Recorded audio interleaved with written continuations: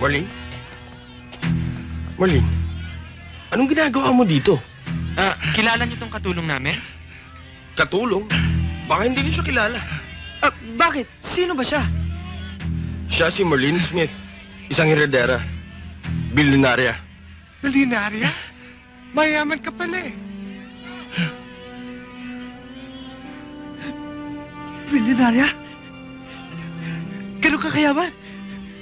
Ngayong gabi ay masasaksihan natin ang kakilakilabot na labanan.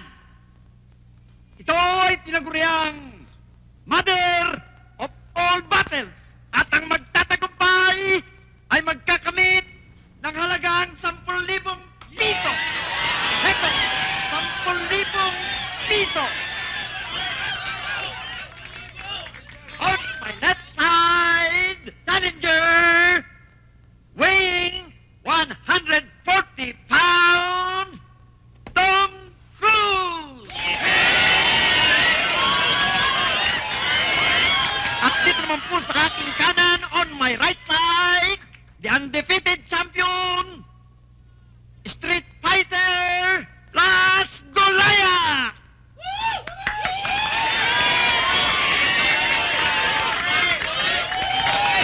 Referee, Dr. Jones!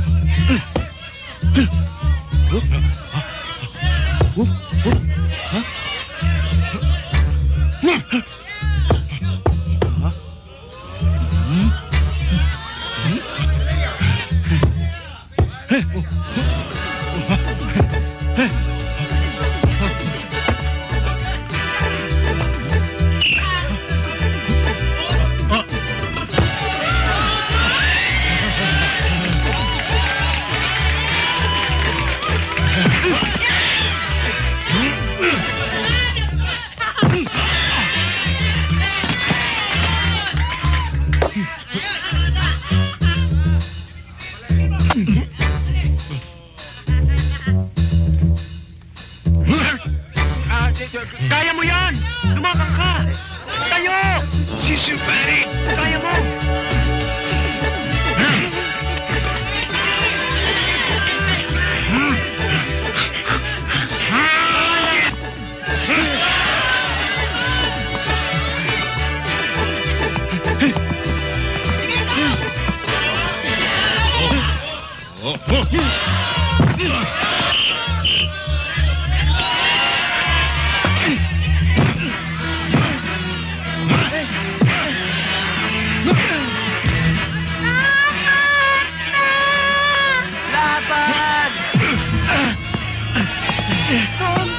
Tom, tama na. Hindi mo siya kaya. Masasaktan ka lang. Tom, wag. Masasaktan ka lang. Tom! Ikaw nyo!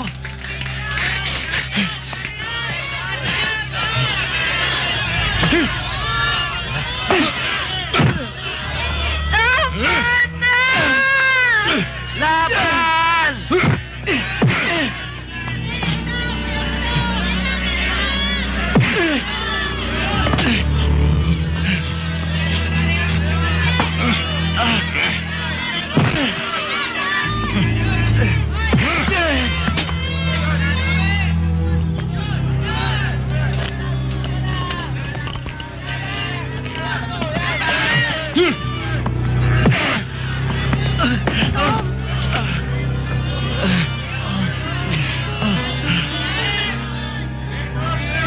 Tama na. Mapapahamak ka lang. Please. Kaya ko naman bayaran ang problema. Bayaran? Anong pababayad mo? Sarili mo? Marlene? Marlene, anong ginagawa mo dito? Kilala niyo tong katulong namin? Katulong? Baka hindi niyo siya kilala. Bakit? Sino ba siya? Siya si Marlene Smith, isang heredera. Bilyonarya. Milyonarya? Mayaman ka pala eh. Milyonarya? Ganun ka kayaman?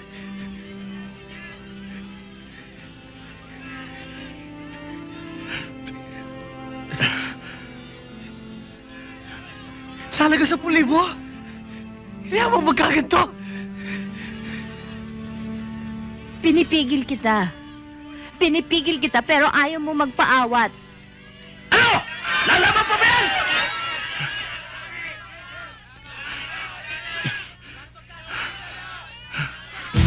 Tom! O ano? Ayaw mo pa? Ha? Pag-isipan mo!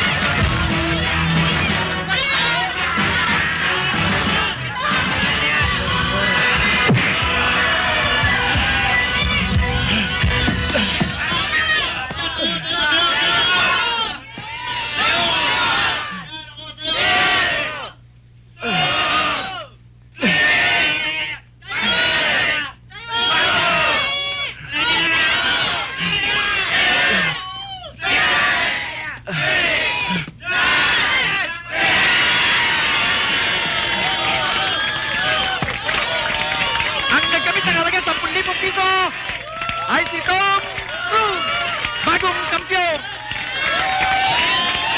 Ganito ang halagang 10,000.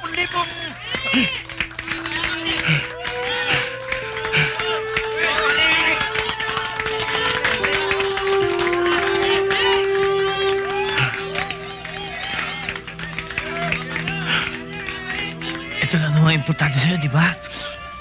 Pera. Kunin mo. Kunin mo. At baka makadagdag pa sa kayamanan mo.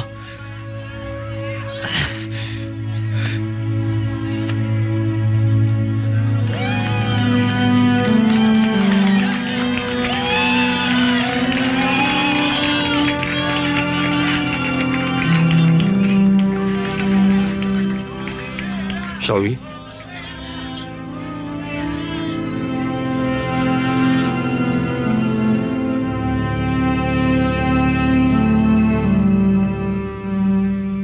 Iha, mula nung bumalik ka, madalas kong napapansin na parang may malalim kang iniisip. Ano bang problema mo? Would you like to talk about it? Remember, I'm your mother.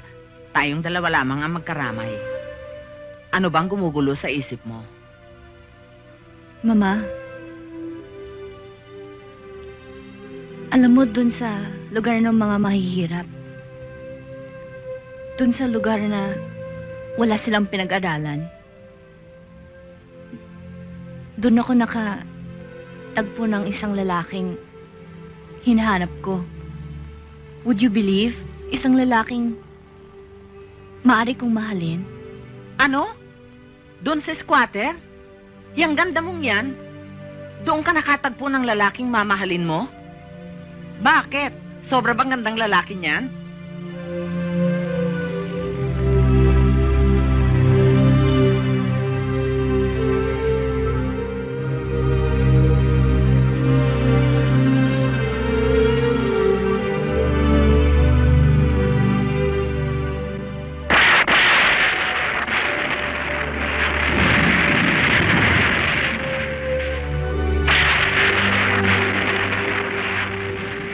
na yata takot sa kulog at kidlat.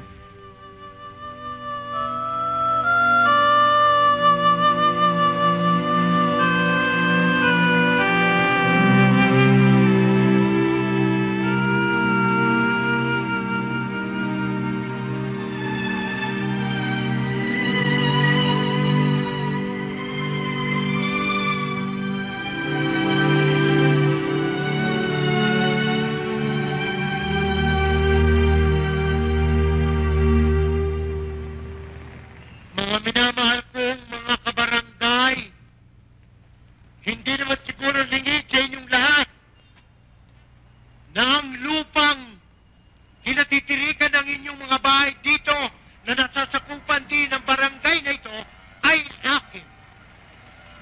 At siguro naman, walang makapagsasabi sa inyo kahit isa na ako ay nagkait na tulong sa lahat ng nangangailangan.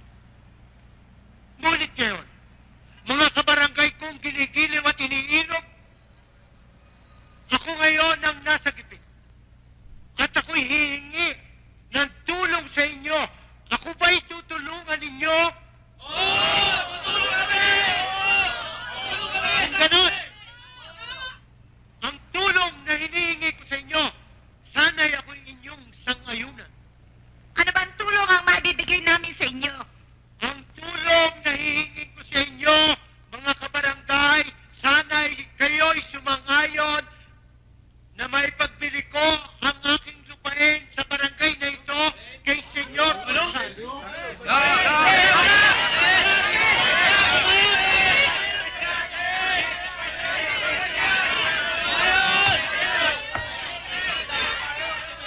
Sandali po lamang. Sa lahat ho ng bahay na matatanggal dito, ay pagkakalooban ko ng 50 mil. Bawat pamilya.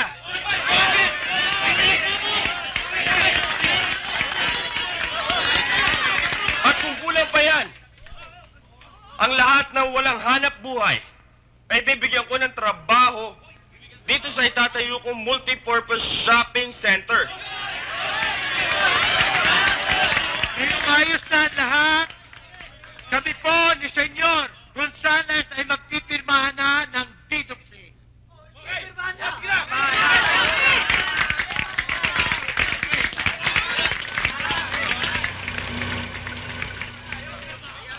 Do the honor, please. Sandali lang! Huwag mo nang pirmahan!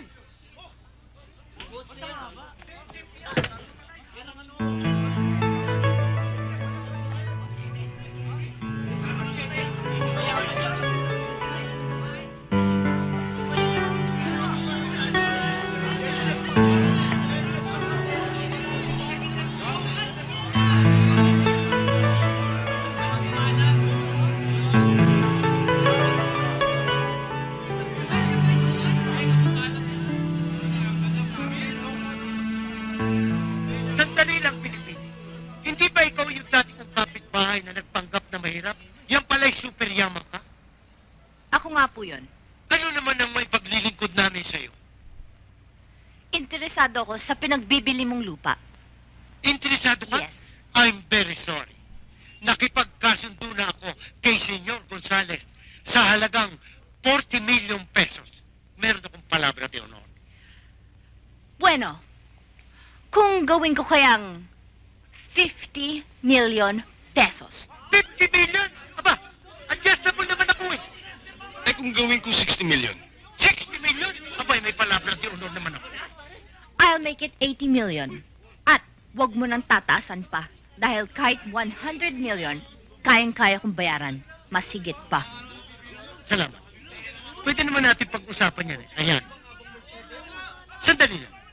Meron ba kayong natuklasang mina dito sa lupa ko ng ginto o kaya ay langis?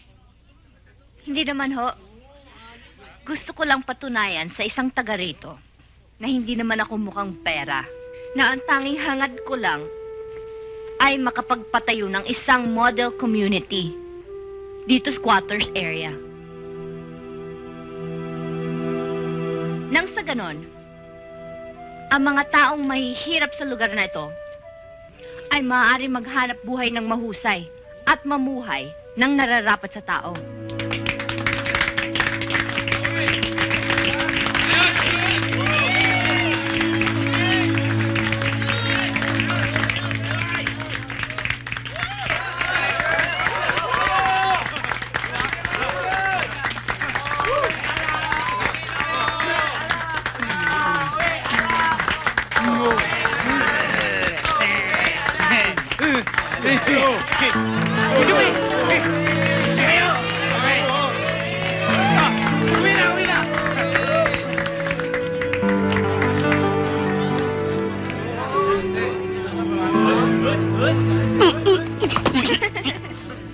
Sabi ko na eh.